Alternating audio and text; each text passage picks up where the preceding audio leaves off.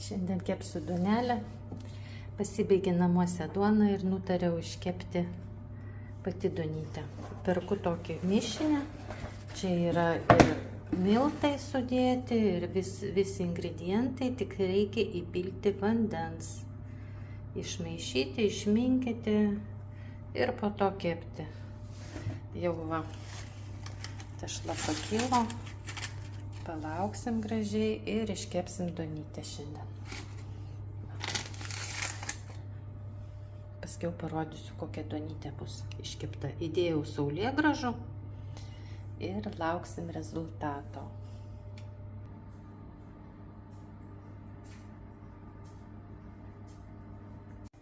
Praėjo 45 minutės, duonytė iškepė. Taip gražiai atrodo. Dabar aš ją suvilgysiu vandeniu.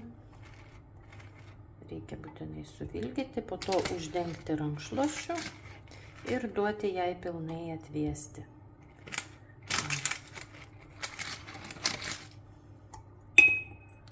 Galima su šlapiom rankom, kažko tai tas teptukas nelabai man sutepa, ir uždengti rankšluosčiu. Va taip, uždengiam rankšluosčiu iki visiško atvėsimo. Duonelė turi pailsėti, atvėsti, o tada pjauti tik tai.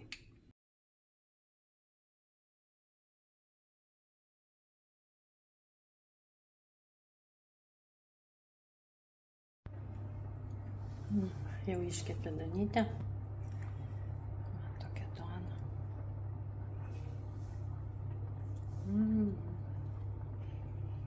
Minkštutė, plikytė.